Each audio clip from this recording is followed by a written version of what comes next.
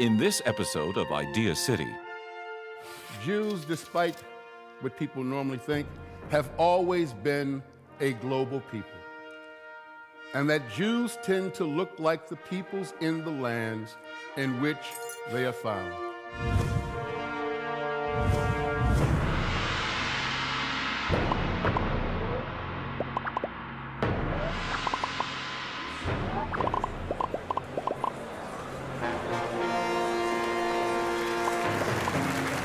Moses Znaimer's Idea City Conference. Ideas change the world.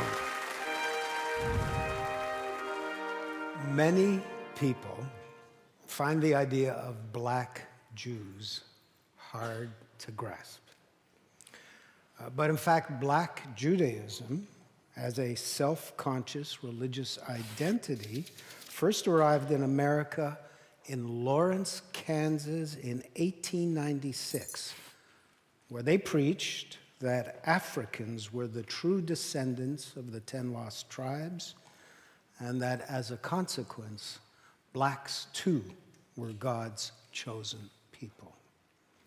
And it's pretty clear to me that the story of the Passover Exodus, the Hebrews escaping bondage from Egypt, is arguably the central myth of both Judaism and black Christianity. So I was fascinated when I came across a reference to Capers Funnye, and I know he's had to bear up over the years, well, show patience in the face of two terrible jokes. The first is, funny, you don't look Jewish. And the second is, black is not hard enough. You had to be Jewish too. You had to be Jewish too.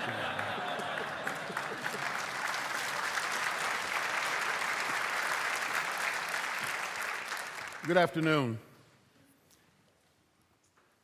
One morning, in the southern end of Florida, at 7 o'clock in the morning, this guy goes to a synagogue.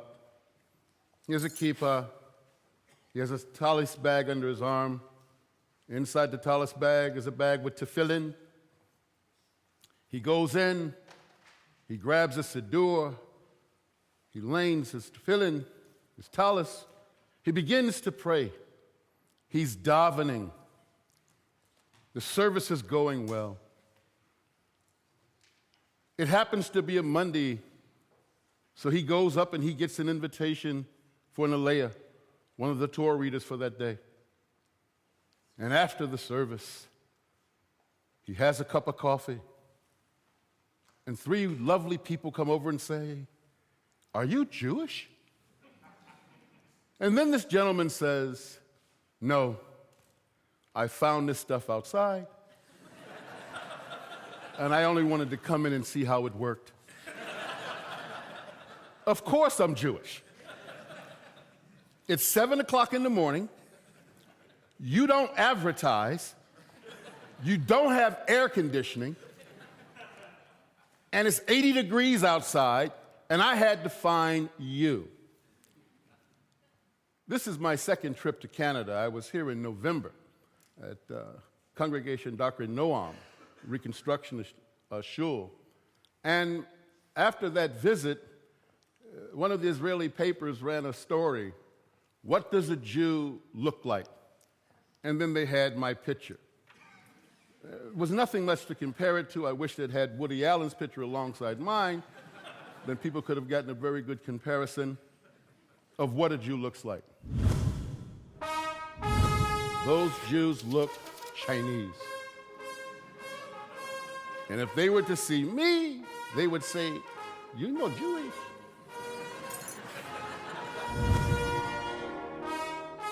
Great ideas are meant to be shared. Join the discussion on Facebook.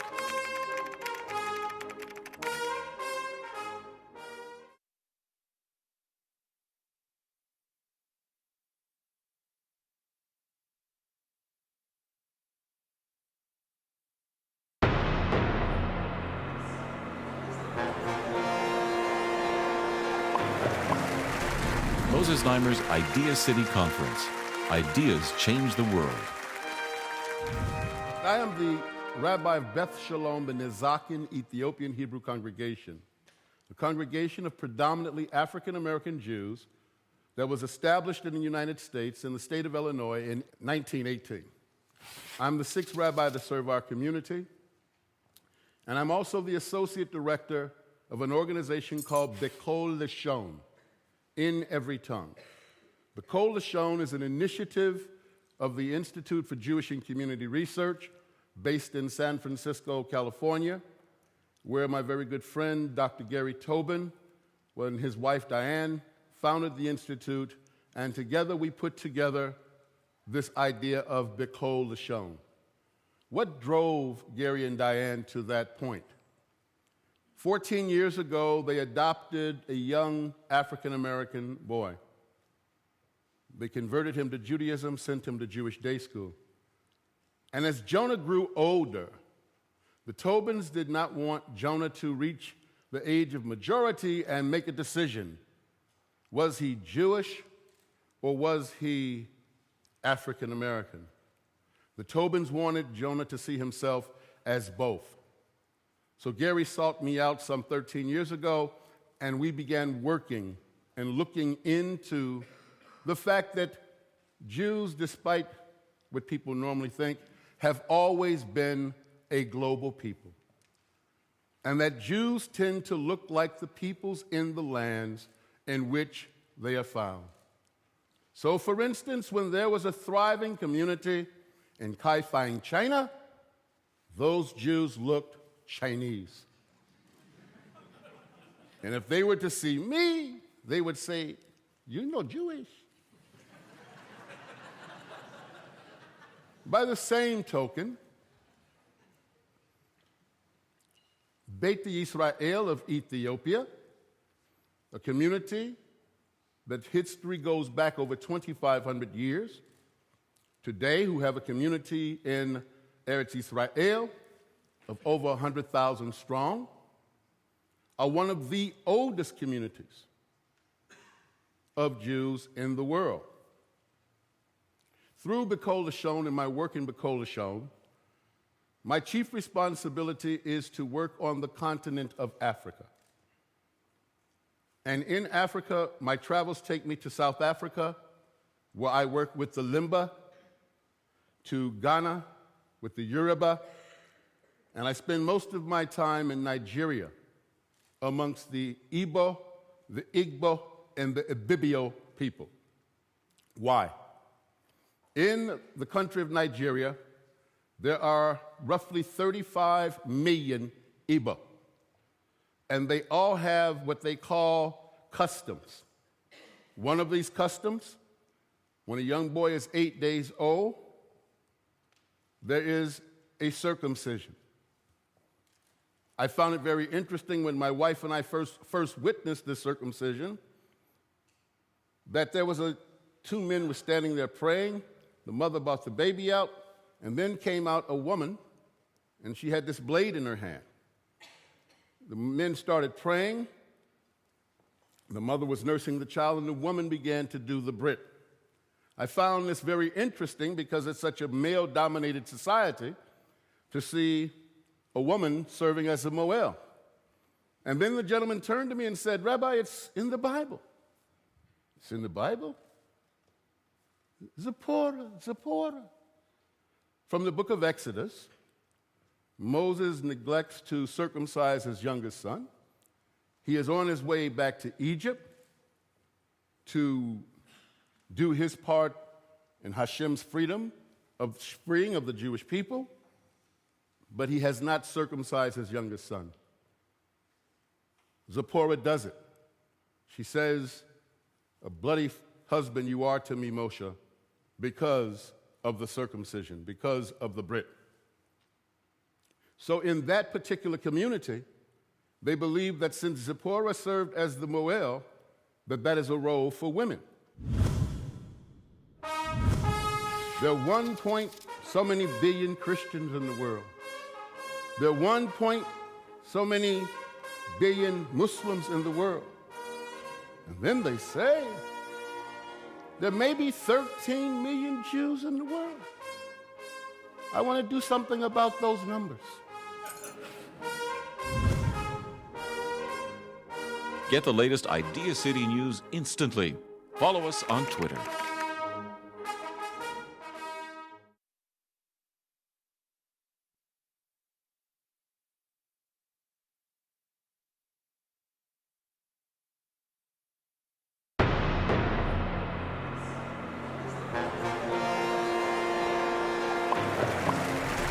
Moses Znaimer's Idea City Conference.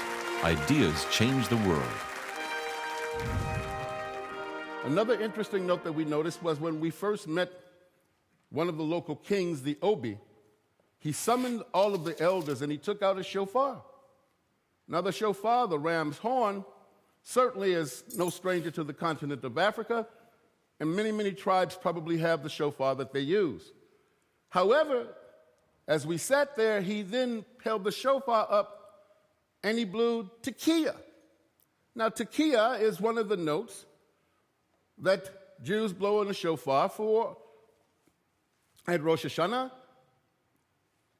to tell us that the days of judgment are at hand. After he blew tekiah, my wife looked at me, I looked at my wife, we started smiling. Then he blew shivarim. And my wife looked at me and we started laughing. And they said, "Why are you laughing?" I said, "Well, that's a shofar." And Jews around the world use the shofar at Rosh Hashanah. Some communities use it at Rosh Chodesh. Some communities even blow the shofar to bring in the Shabbat at every Erev Shabbat. But what is interesting is the notes that you blew. Where did you get those notes? And the Obi said, these notes were simply handed down to us. And I was taught these notes when I was selected to be the Obi.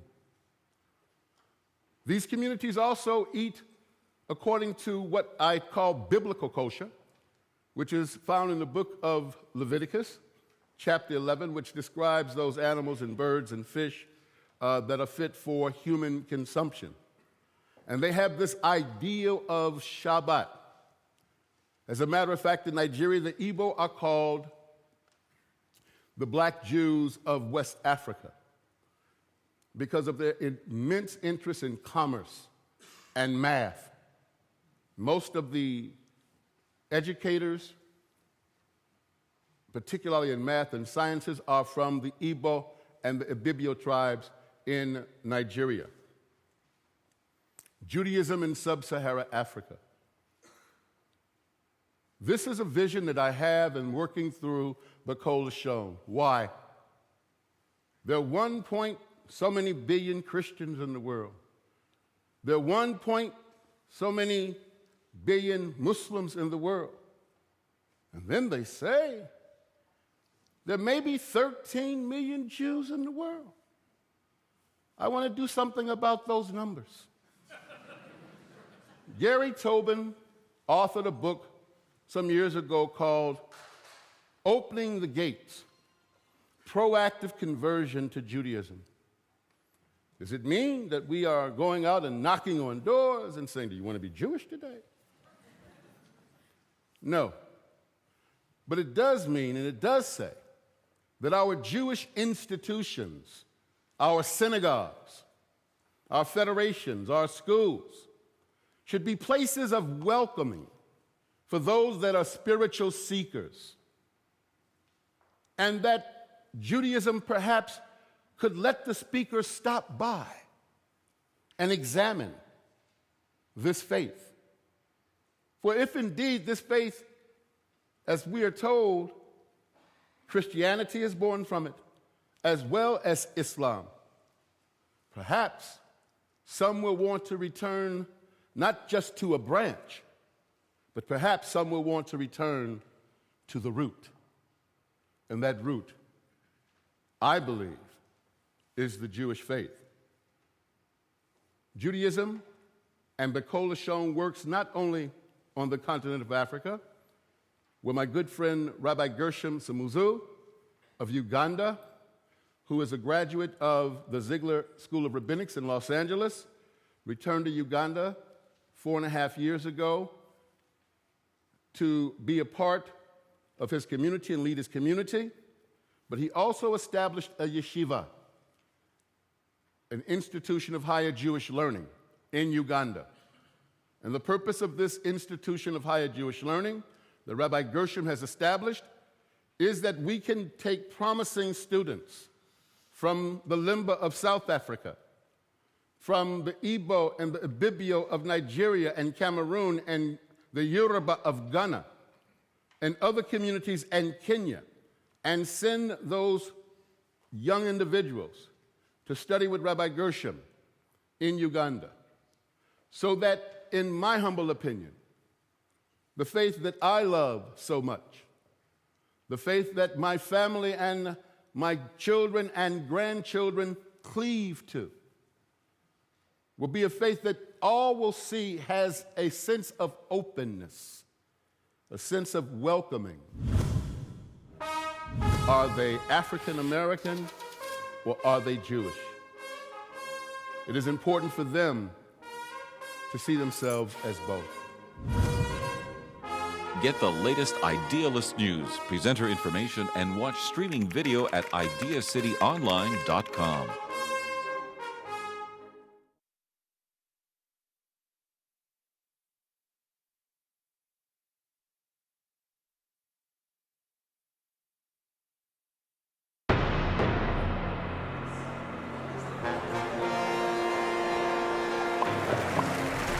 Moses Znaimer's Idea City Conference. Ideas change the world. So our challenge is to not only open up our institutions, but to be able to open our hearts. And understanding that we do not all have to look alike. And that my Shema does not exactly have to sound like the way you say the Shema. But that the Shema that I say is indeed the same as the Shema that you say. And that indeed through our opening our institutions, I believe that we can help to fight against the denigration of the state of Eretz Israel in so many quarters. Where that democracy in so many quarters has been delegitimized and trying to take away its right to exist and its legitimacy. This is why I believe that the spread of Judaism in sub-Saharan Africa is very important. So that conferences that happened in Durban, South Africa some years ago, where Judaism was declared to be a racist religion and Zionism was equated with apartheid, I believe that if we had from Nigeria, from Ghana, from Cameroon, from Kenya, from Ethiopia, members of the Jewish faith in Durban, that type of language would have never passed. It would have never been allowed.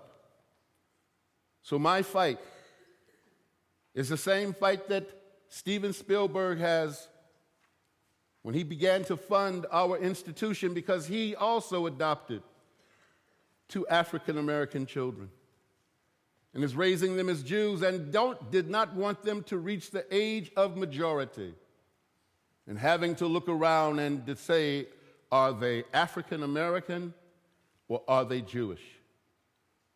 It is important for them to see themselves as both. But our work just doesn't take us to Africa. It takes us to Central America and to South America. And our congregation today is home to over 14 families of B'nai Anusim from Mexico and South America. And these communities had their faith taken from them during the time of the Inquisition. But now many of these families are returning to their Jewish roots as well. And as they return, from wherever they are coming, it is important that, in my opinion, that the Jewish people and the Jewish community develop this sense of openness and develop programs of return. For they are not converting, but they are indeed returning to their faith. And so there are many, many returners. And they look like people from around the world. And so our greatest challenge is, as these returners and spiritual seekers come seeking this faith, some come seeking a deeper understanding of the meaning of the faith of Abraham, Yitzchak, and Yaakov, that they find doors that are open, and they find scholars and teachers and members of those institutions that are welcoming. And when the doors are open and the people are welcoming, then we will truly begin living out what the prophet Isaiah said in the 56th chapter. Do not say that you don't belong in the house of God, the eunuch and the stranger. But as long as you keep my Shabbats and honor my holy days, my house shall be called a house of prayer for all people.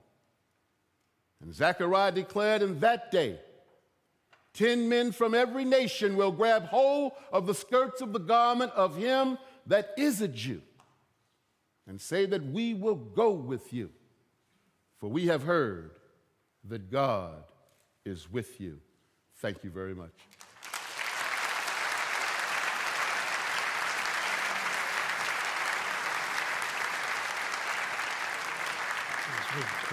That was really cool. Ideacity is a place where ideas come face to face to inspire and give us hope. At this time, our planet needs it most. Ideacity is a place. Everybody sing. Where ideas come face to face to inspire